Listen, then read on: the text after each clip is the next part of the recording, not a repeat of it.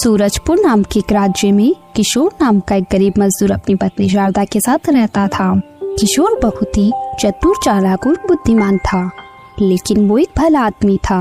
अपनी गरीबी की अवस्था में भी वो सुख और संतोष से रहता था। सुनिए जी, आज मेरा बेसन के लड्डू खाने का बड़ा ही दिल कर रहा है, लेकिन घर में तो कुछ भी नहीं है, ना बेसन, ना घी, ना गुड़। आप ये सब चीजें किसी तरह से ले आओ तो हम दोनों बेसन के लड्डू खा सकते हैं। चिंता मत करो भाग्यवान, मैं अभी बाजार जाकर ये सभी चीजें लेकर आता हूँ। ऐसा कहकर किशोर वहाँ से चला जाता है और थोड़ी देर चलने के बाद वो मन में सोचने लगा, हे भगवान, मैंने अपनी पत्नी से कह तो दिया कि मैं ये सभी चीजें लेकर आता हूँ, लेकिन कैसे लेकर जाऊँ और कहाँ से लेकर जाऊँ? मेरे जेब में तो 1 रुपया भी नहीं है। मैं एक काम करता हूँ, क्यों ना अपने दोस्त के यहाँ जाऊँ, क्या पता वो मुझे कुछ पैसे उधार दे दे। ये सब सोचता सोचता किशोर अपने दोस्त के पास चला जाता है। अरे किशोर, तुम आओ आओ और बताओ तुम्हारे क्या हाल चाल है और भाभी जी कैसी है? भाई मैं तो अच्छा हूँ और भाभी भी अच्छी है, ये सब तो ठीक है, लेकिन मुझे आज अचानक कुछ रुपयों की जरूरत आ पड़ी है। सोचा अभी तुमसे उधार ले लूँ तो बाद में तुम्हें वापस चुका दूंगा, इसीलिए मैं तुम्हारे पास आया हूँ। किशोर की ऐसी बातें सुनकर मोहन अपने मन में सोचने लगा, ये गरीब पक्कड़ आदमी भला कहाँ से चुकाएगा उधार? इसे कुछ भी दे दूं तो वापस मिलने की उम्मीद तो छोड़नी ही पड़ेगी। ये सब सोचकर वो बोला, तुम बड़े ही बुरे वक्त में आए हो किशोर। अभी तक मेरे खेतों की फसल की कटाई नहीं हुई और मैं भी तुम्हारी ही तरह गरीब हूँ। इन दिनों मेरे पास भी पैसे नहीं है। मैं भी बस फसल पकने का ही इंतजार कर रहा हूँ, क्योंकि आज तुम्हारी भाभी का दिल भी कुछ मीठा खाने का हो रहा है, मगर मेरे पास फूटी कोड़ी भी नहीं है जो मैं बाजार से ला सकूं। अरे भाई, मुझे माफ करना, मुझे नहीं पता था कि अभी तुम्हारी हालत भी ऐसी है। मैंने यहाँ आकर फालतू ही तुम्हें तकलीफ दी, मुझे माफ करना। तभी अंदर से मोहन की पत्नी की आवाज आई, अरे सुनिए, खीर बनकर तैयार है, ठंडी होने से पहले खा लीजिए। घर से आती पत्नी की आवाज को सुनकर एक बार तो मोहन हड़बड़ा गया, लेकिन वो तुरंत स्थिति को संभालते हुए बोला, अच्छा किशोर, लगता है मेरी पत्नी ने खिचड़ी बना ली है। शायद पेट भरने लायक भी पूरी न पड़े, मगर आधे पेट खाकर ही संतोष करना पड़ेगा। क्या करे, मजबूरी है। हाँ हाँ भाई, एक दिन अपने भी अच्छे दिन आएंगे। ठीक है, चलो तुम खिचड़ी खाओ, वरना वो ठंडी हो जाएगी। मैं चलता हूँ। ऐसा कहकर किशोर वहाँ से चला जाता है और वहाँ से थोड़ा आगे जाने के बाद वो अपने मन में सोचता है, मोहन मुझे कुछ भी देना नहीं चाहता था, इसलिए कुछ न होने का वो दिखावा कर रहा था। उसके घर से मीठी मीठी खुशबू भी आ रही थी, जरूर उसकी पत्नी ने खीर बनाई थी। इस तरह सोचता सोचता किशोर चले जा रहा था और परेशान हो रहा था कि अब उसे पैसे उधार कौन देगा। उसे अपनी पत्नी की इच्छा की बड़ी फिक्र थी। फिर चलते चलते उसकी नजर एक हवेली पर पड़ती है, जिस पर बहुत ही अच्छी सजावट हो रखी थी। पास से गुजर रहे आदमी को रोककर किशोर ने उससे पूछा, क्यों भाई, ये किसका घर है और आज यहाँ इतनी सजावट क्यों हो रखी है? अरे तुम्हें नहीं पता, ये इस नगर के ठाकुर साहब की हवेली है। उनके यहाँ उनके लड़के की सगाई हुई है, इसीलिए वो भंडारा कर रहे हैं और घर में सुख शांति के लिए पूजा का आयोजन रखा है। पिछले 3 दिन से पूजा पाठ हो रही है। कल पूजा पाठ खत्म हो जाएगी और कल पूरे गांव की दावत है। चलो ठीक है भाई, मुझे खेतों में जाना है, मैं चलता हूँ। यहाँ भंडारा तो कल है, लेकिन मेरी पत्नी की इच्छा तो आज बेसन के लड्डू खाने की है। क्या करूँ, कुछ तो सोचना ही पड़ेगा। फिर किशोर अपने मन में कोई तरकीब सोचने लगा। कुछ ही देर में उसके मन में एक उपाय आया और वो बहुत खुश हो गया और वो वहाँ से चल पड़ा और सीधे बाजार में चला गया। और एक बेसन के व्यापारी के पास जा पहुंचा। राम राम सेठ जी, आपके गोदाम में बेसन की कुल कितनी बोरियां होगी? राम राम भाई, तुम कहाँ से आए हो? मैं ठाकुर साहब के यहाँ से आया हूँ। ठाकुर साहब के लड़के की सगाई हुई है, इसीलिए कल वो गांव में भंडारे का आयोजन करना चाहते हैं। अच्छा, ठाकुर साहब के लड़के की सगाई हुई है। हमारी तरफ से ठाकुर साहब को बधाई बोलना। और हाँ, कितनी बोरी बेसन चाहिए ठाकुर साहब को? ये तो मुझे नहीं पता, मुझे तो बस केवल इतना कहा है कि किशन सेठ के यहाँ पर पता कर लेना कि उनके गोदाम में बेसन की कितनी बोरियां हैं और थोड़ा सा बेसन उनसे नमूने के तौर पर लेते आना। देखो भाई, अपन तो एक तरफ से बोरियां लेते हैं और दूसरी तरफ दुकानदार को बोरियां बेच देते हैं, लेकिन अभी अपने गोदाम में कम से कम 50 या 60 बोरियां तो पड़ी ही होगी। और मुझे जहाँ तक पता है इतने में ठाकुर साहब का काम हो जाएगा। और जहाँ तक नमूने के तौर पर बेसन देने की बात है तो वो मैं तुम्हें अभी दिलवा देता हूँ। अरे ओ राजू, जल्दी इस आदमी को पाव भर बेसन दे दो, ये नमूने के तौर पर ले जाकर अपने ठाकुर साहब को दिखा देगा। फिर किशोर ने वहाँ से पाव भर बेसन लिया और वहाँ से चला गया।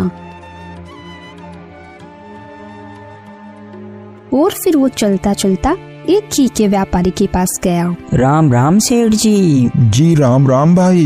घी के 60 पीपे होंगे सेठ जी? 60 क्यों, पूरे 100 पीपे मिल जाएंगे। लेकिन तुम आए कहाँ से हो? किसने भेजा है तुम्हें? गांव के ठाकुर साहब ने। कल वो गांव में भंडारे का आयोजन करने जा रहे हैं, इसलिए वो घी के लिए पूछ रहे थे और उन्होंने कहा है कि खुले घी में से थोड़ा सा घी नमूने के तौर पर लेते आना। अरे तो कल जो मेरे यहाँ से घी गया था वो घी क्या मिलावटी था? जाकर कह दे अपने ठाकुर साहब से, लेना है तो ले, नहीं लेना है तो ना ले, नमूना वमूना मैं नहीं देता। सेठ की ऐसी बात सुनकर किशोर हैरान रह गया और चुपचाप वहाँ से खिसक गया। उस नगर में घी के और भी व्यापारी थे। किशोर फिर दूसरे व्यापारी के पास पहुँचा और उसे सारी बात बता दी। अरे भाई, ठाकुर साहब ने हमें याद किया, ये तो बहुत ही अच्छी बात है। तुम चिंता मत करो, नमूने के तौर पर मैं तुम्हें अभी घी दे देता हूँ। फिर व्यापारी ने नमूने के तौर पर किशोर को एक केतली में घी दे दिया।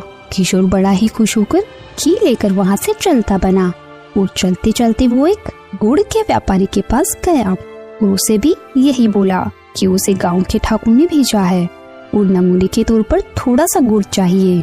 तो व्यापारी ने उसे गुड़ देते हुए कहा, ये लो भाई, तुम ये गुड़ की डेली, और ये गुड़ बड़ा ही अच्छा गुड़ है, और जल्दी ले जाओ ठाकुर साहब के पास और जल्दी वापस आना और बताना कि कितनी बोरियां भिजवानी है। किशोर गुड़ लेकर वहाँ से चलता बना।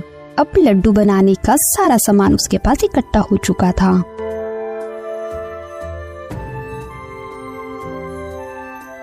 फिर शाम होने तक वो अपने घर पहुँच गया और अपनी पत्नी को सारा सामान दे दिया। अरे, आप तो सारा सामान ले आए। मैं तो सोच रही थी कि मेरे मन की बात मेरे मन में ही रह जाएगी, लेकिन आप तो सारा सामान ले आए। चलिए, अब मैं जल्दी से लड्डू बना देती हूँ और आप हाथ पैर धोकर आ जाइए। फिर शारदा ने कुछ ही देर में लड्डू बनाकर तैयार कर दिए। संयोग की बात है कि उसी दिन रात को इस राज्य के राजा सूर्यवीर सिंह भेष बदलकर उस राज्य में घूम रहे थे। तो वो चलते चलते किशोर की झोपड़ी के बाहर आ जाते हैं। तभी उन्हें आवाज आती है, सुनो भाग्यवान, तुमने लड्डू तो तैयार कर दिए हैं, लेकिन हम इन लड्डू को अभी नहीं खाएंगे। क्यों जी, आप ऐसा क्यों बोल रहे हो? लड्डू अभी नहीं खाएंगे तो फिर कब खाएंगे? अरे मेरा दोस्त वो मोहन है ना, तुम्हारी इच्छा पूरी करने के लिए मैं उससे कुछ पैसे उधार लेने के लिए गया था। तो वो बोल रहा था कि उसकी पत्नी की इच्छा भी कुछ मीठा खाने की है। अगर वो इस वक्त यहाँ पर आ गया तो हमें ना चाहते हुए भी हमारे लड्डू में से कुछ हिस्सा उसे और उसकी पत्नी को देना पड़ेगा। फिर हमारे हिस्से में क्या आएगा? हे राम, फिर तो मैं घर में एक भी दिया नहीं जलाऊंगी। अंधेरे में ही बैठकर अपन दोनों ही लड्डू खा लेंगे। फिर दोनों पति पत्नी ने ऐसा ही किया कि दोनों अंधेरे में बैठकर लड्डू खाने लगे। मध्य प्रदेश के चंदनपुर गांव में भोला नाम का एक व्यापारी अपने पत्नी सुलेखा के साथ रहता था। भोला के पिता के पास उनका सबसे भरोसेमंद साथी एक गधा था, जिस पर वो सामान लादकर बाजार में बेचते थे। पिताजी के गुजर जाने के बाद भोला ने भी अपने पिता का व्यापार संभाल लिया। वह रोज अपने गधे पर गेहूं, चावल और अन्य सामान लाद कर बाजार जाता और बेचकर वापस आता था। अरे सुलेखा, मैं बाजार जा रहा हूँ, मुझे आने में देर होगी, तुम खाना खाकर सो जाना। ठीक है जी, लेकिन थोड़ा जल्दी आइएगा वरना मेरी चिंता बढ़ जाती है। चल बे गधे, आज जरा तेज चलना, सुना नहीं जल्दी घर आना है। जी हुजूर, मैंने कब देरी की है जो आज करेंगे। फिर भोला और उसका गधा बाजार की ओर चल दिए। भोला का गधा पूरे बाजार की गधों में सबसे ज्यादा सामान उठाने के लिए मशहूर था। बाजार पहुंचने पर भोला का दोस्त घनश्याम उसे देखता है। अरे भोला, क्या बात है, तुम्हारा गधा तो पूरे बाजार भर में सबसे ज्यादा बोरी उठाता है। एक काम करो, ये गधा तुम मुझसे बेच दो। अरे नहीं घनश्याम, ये गधा मेरे पिताजी की आखिरी निशानी है, इसे मैं किसी भी कीमत पर नहीं बेच सकता। लेकिन घनश्याम, तुम्हारा गधा तो कद काठी में मेरे गधे से भी बड़ा दिखता है, फिर ये काम क्यों नहीं करता। अरे भोला, कद काठी में बड़ा होने से कुछ नहीं होता। दिखने में तो मजबूत है, पर ये बहुत आलसी और कामचोर है। दिन भर खाता है और काम के नाम पर ढेला भी नहीं हिलाता। क्यों बे गधा, क्या ये सच कह रहा है? तू आलसी है? देखो, काम से भागने वाला कोई भी गधा नहीं चलेगा। थोड़ी देर बाद भोला और घनश्याम घर लौटने लगे। जब वे घर पहुंचे तो सुलेखा घर के दरवाजे पर इंतजार कर रही थी। अरे सुलेखा, ये क्या, तुम अभी तक यहीं बैठी हो, सोई नहीं? कैसे सो जाती, आपकी फिक्र हो रही थी, आपने इतना देर जो कर दिया। फिर भोला सुलेखा को घनश्याम के बारे में बताता है।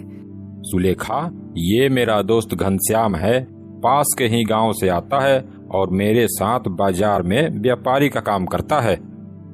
भाभी जी, आप अभी तक भोला के इंतजार में बैठी हुई हैं और एक मेरी पत्नी है, वो अब तक सोते हुए सपने भी देख रही होगी। मेरी बीवी तो एकदम बेफिक्र रहती है। अरे उसकी अकल भैंस चढ़ में गई है क्या? अरे भाभी जी, वो भी एकदम आलसी है, बिल्कुल मेरे गधे जैसा। दोनों में कुछ विशेष फर्क नहीं है। अच्छा भोला, अब मैं चलता हूँ। थोड़ी देर बातचीत के बाद घनश्याम अपने गधे को लेकर घर लौट जाता है। अगली सुबह वह फिर से अपने गधे पर बोरियां लादने लगता है। बाप रे, ये बोरियां तो पहाड़ जितनी भारी है, मेरी तो कमर ही टूट गई। बचाओ, अरे कोई मुझे इस जल्लाद से बचाओ। अबे चुप, तेरा यही रोज का नाटक है। खाना तो दबाकर खाता है, उस वक्त सब ठीक होता है और काम करते वक्त तेरी हड्डियां टूटने लगती है। तभी भोला अपने गधे के साथ वहां से गुजरता है। अरे कोई इस जल्लाद से मेरी रक्षा करो। घनश्याम, लगता है आज तेरा गधा बीमार है, चल अपनी बोरियां मेरे गधे पर रख दे, आज इसे आराम करने दे। मुझे मूर्ख समझा है बच्चू, शरीर से गधा हूँ, दिमाग से नहीं। भोला ने घनश्याम की बोरियां अपने गधे पर लाद लीं और दोनों बाजार की ओर चल दिए। शाम को लौटते वक्त दोनों गधों की बातें करते हुए लौट रहे थे। तू नहीं जानता भोला, मेरा गधा बीमार उमार कुछ नहीं है, इसका रोज का यही नाटक है। वह बहुत ही आलसी है, इसी वजह से हमें सामान सस्ते दामों पर नजदीक के बाजारों में ही बेचना पड़ता है। ओहो, तो ऐसी बात है, फिर देखो कल इस कामचोर गधे को हम कैसे सबक सिखाते हैं। फिर दोनों अपने अपने घर जाते हैं। अगले दिन घनश्याम ने फिर से अपने गधे पर बोरियां लादनी शुरू की और गधा फिर से चिल्लाने लगा। अरे मर गया रे, कोई बचाओ मुझे, मेरी हड्डियां टूट गई। तभी भोला फिर वहां से गुजर रहा होता है और वह हंसते हुए कहता है, अरे रहने दे घनश्याम, आज भी इसे बाजार नहीं ले जाएंगे। इसे आज भी यहीं आराम करने दे और इसकी पीठ पर लदी बोरियों को भी नहीं उतारना। आज इसे ऐसे ही छोड़ दे। सुन रहा है ना, आज तुझे इन्हीं बोरियों के साथ आराम मिलेगा। अरे नहीं नहीं, ऐसा मत करो, मैं मर जाऊंगा। अब से जैसा कहोगे मैं वैसा ही करूंगा। घनश्याम ने भोला की बात मानी और गधे को बोरियों समेत वहीं खड़ा छोड़ दिया। गधे ने थोड़ी देर इधर उधर देखा, लेकिन जब किसी ने बोरियां हटाने की कोशिश नहीं की तो उसे समझ में आ गया कि अब कोई उसकी मदद नहीं करेगा। धीरे धीरे वह बोरियों को लेकर चलने लगा।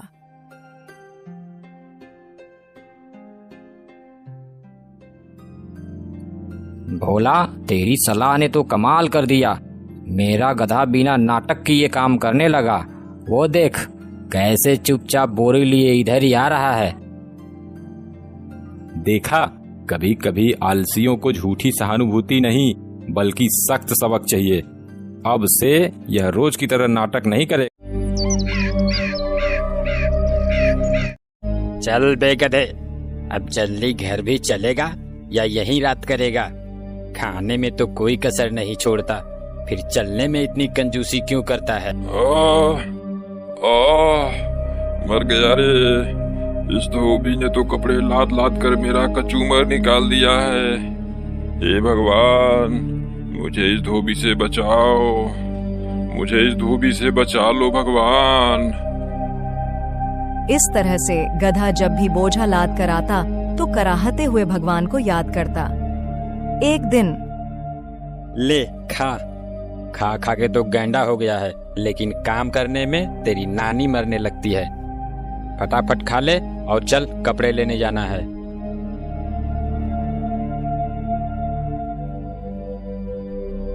अब चलेगा भी या तेरे लिए डोली मंगाऊं? चल। हे भगवान, मुझे इस धोबी से बचाओ। यह गधा रोज मुझे सच्चे मन से याद करता है। इसकी भक्ति ने मुझे प्रसन्न कर दिया। अब मुझे इसको दर्शन देना चाहिए। ऐसा सोच भगवान उस गधे के सामने प्रकट हुए। मैं तुमसे बहुत प्रसन्न हूं गधा, कहो क्या बात है?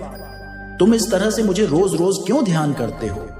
तुम्हारे मन में जो भी कामना है मुझे बताओ, मैं उसे पूरा करने के लिए आया हूं। हाँ, ये कौन आ गया भगवान बनकर? भगवान तो ये हो नहीं सकते। ये जरूर उस धोबी की ही चाल है। ये वही है जो मुझे भगवान बनकर ठगना चाहता है। अरे क्या सोच रहे हो गधे? मांगो, क्या मांगते हो? मैं सोच रहा हूँ प्रभु कि मैं आप जैसा नहीं हूँ। गधा हूँ पर मूर्ख नहीं हूँ। मुझे समझ में आती है भगवान में और धोबी में फर्क। मैं उतना बेवकूफ नहीं हूँ। अब मैं तुम्हें कैसे विश्वास दिलाऊं गधे? तब एक बात बताइए भगवान, सब तो मुझे गधा समझते ही हैं। क्या आप भी मुझे गधा ही समझते हैं? अरे नहीं नहीं, तुम तो गधेराज हो। गधे ने जैसे ही यह सुना वह खुश हो गया। फिर गधे ने कहा, भगवान, मुझे अब इस धरती पर रहने की लालसा नहीं है। मुझे भी अपने साथ स्वर्ग ले चलें प्रभु। मैं तुम्हारे भक्ति से बहुत प्रसन्न हूं गधेराज, ऐसा ही होगा। गधा भी भगवान के साथ स्वर्ग चला गया। भगवान, आपने तो मुझे सच के स्वर्ग में ला दिए। अब तो मैं यहाँ खूब मजे से रहूंगा। हाँ गधेराज, अब से तुम यहाँ खूब आराम से रहो।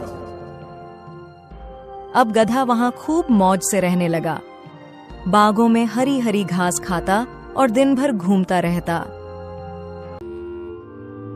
कुछ दिन बीतते हैं। अब गधे को वहां बहुत अकेला सा लगने लगा था। एक दिन भगवान उसका हाल चाल जानने आए। क्यों गधेराज, दिन तो मौज से बीत रहे हैं ना? वह बहुत उदास और मायूस होकर भगवान से कहता है, भगवान, मैं यहाँ बिल्कुल अकेला हूँ। मुझे मेरे साथियों की बहुत याद आ रही है। अगर उन्हें भी आप यहाँ बुला लें तो बहुत अच्छा रहेगा भगवान। जैसी तुम्हारी इच्छा गधेराज, तुम्हारे साथियों को भी बुला लाता हूँ। ऐसा बोल भगवान अंतर्ध्यान हो गए और पृथ्वी से कुछ और गधों को लेकर वहां गए। ये लो गधेराज, मैं तुम्हारे साथियों को भी ला दिया। अब इन सब के साथ तुम्हारा मन भी लगा रहेगा। अब गधा बहुत खुश हुआ।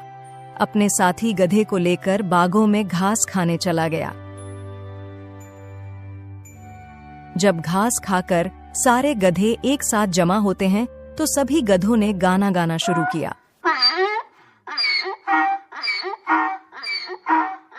सभी गधों ने अपने आवाज से पूरे स्वर्ग को संगीतमय बना दिया। जब उसकी आवाज से स्वर्ग की शांति भंग होने लगी तो भगवान वहां आए। ये तुम क्या कर रहे हो गधेराज? तुम्हारे कारण स्वर्ग की शांति भंग हो रही है। हम तो गाना गा रहे हैं भगवान। हमारे गाने से मन को शांति मिलती है भगवान। लेकिन गधेराज, यह धरती नहीं स्वर्ग है और यहाँ आपकी यह ढेचू ढेचू की आवाज नहीं चलेगी। यहाँ रहना है तो तुम्हें अपनी आवाज पर अंकुश लगाना होगा। भगवान, तब तो ये सरासर जास्ती हुई। क्या हमें बोलने का अधिकार नहीं मिलेगा? फिर मैं अपने सुरीली आवाजें किसको सुनाऊंगा? गधेराज, तुम्हारे आवाजों से हमारे ध्यानों में विघ्न पड़ रही है। ये हमारी आखिरी चेतावनी समझो और इस पर अमल करो। भगवान, अगर ऐसी बात है तो मुझे नहीं रहना है यहाँ। हमें हमारे धरती पर भेज दो। वहाँ हम लोग कम से कम आजादी से बोल तो सकते हैं। जैसी तुम्हारी इच्छा गधेराज। जब तुम्हारी इच्छा धरती पर ही जाने को है तो इसमें मैं क्या कर सकता हूँ? चलो, मैं तुम्हें धरती पर भेज देता हूँ। गधे ने जब धरती पर जाने की बात सुनी तो वह खुशी से झूमने लगा। तभी चल उठ जा गधे, कब से लगातार चिल्लाया जा रहा है, हैं? न जाने दिन में सोया सोया कौन सा सपना देखता रहता है। गधा घबरा कर उठता है। हाँ, क्या मैं ये सब सपने में देख रहा था? अब चल जल्दी से खाना खत्म कर और फिर कपड़ा लेने जाना है। और हाँ, दोबारा सो मत जाना। चलो, सपने में ही सही स्वर्ग के दर्शन तो हो गए, लेकिन मुझे स्वर्ग से अधिक प्यारी यह धरती ही है। अब से मैं इच्छा भर के सबको अपने गाने तो सुना सकता हूँ।